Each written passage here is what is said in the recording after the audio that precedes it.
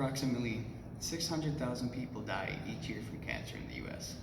What if I were to tell you that there may have been a cure that's been around for thousands of years? Today I'm going to talk to you about cannabis. Research on cannabis in the US is still behind many other countries that have legalized cannabis for medical use. Cannabis is still classified as a Schedule I substance in the US, which restricts its abilities to be studied.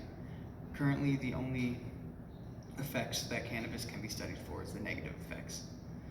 And according to the National Institute on Drug Abuse, the negative side effects include short-term memory loss.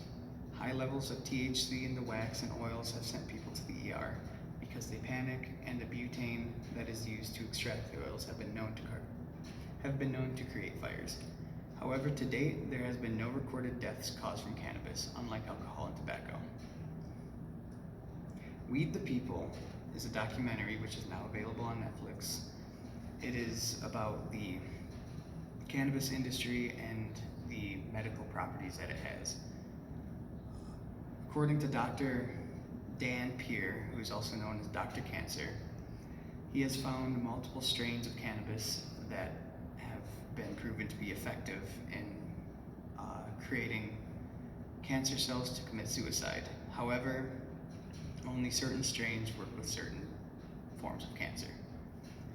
Regulations need to be put in place, as in Weed the People have pointed out, that many parents of pediatric patients or pediatric cancer patients are willing to do anything that they can to save their child, which means buying THC and CBD oils from unreputable sources, such as people who make it in their kitchens and just normal drug dealers.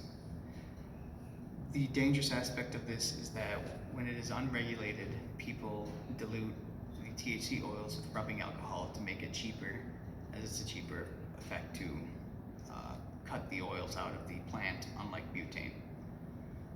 A husband and wife chemist cited in Weed the People created a cannabis boutique where they travel around the United States and customize medication plans with cannabis per patient.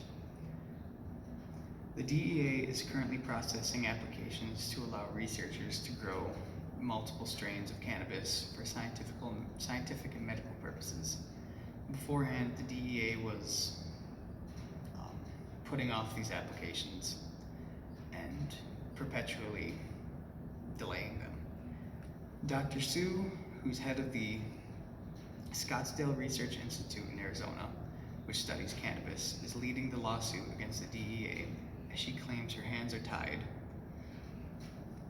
as her institute and many others are restricted to using cannabis samples from one source and often have very little strain variation, which means that when they are testing for different medical properties in these cannabises, they are only getting one or two strains.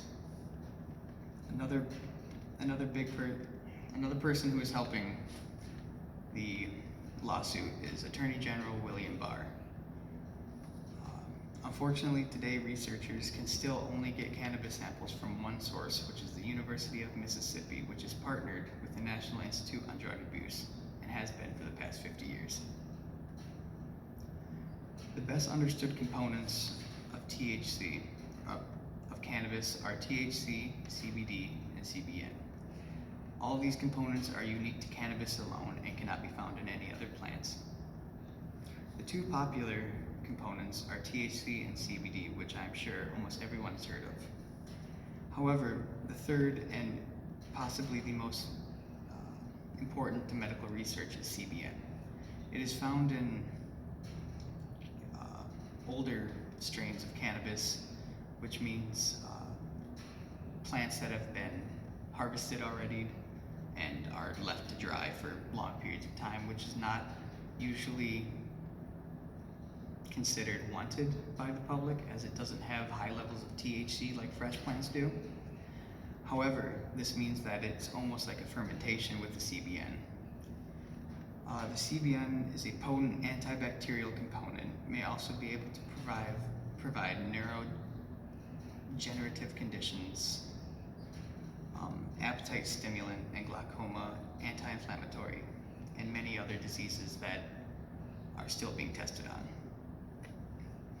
Over 180 other components other than THC, CBD, and CBN, whose therapeutic and medicinal properties have yet to be explored.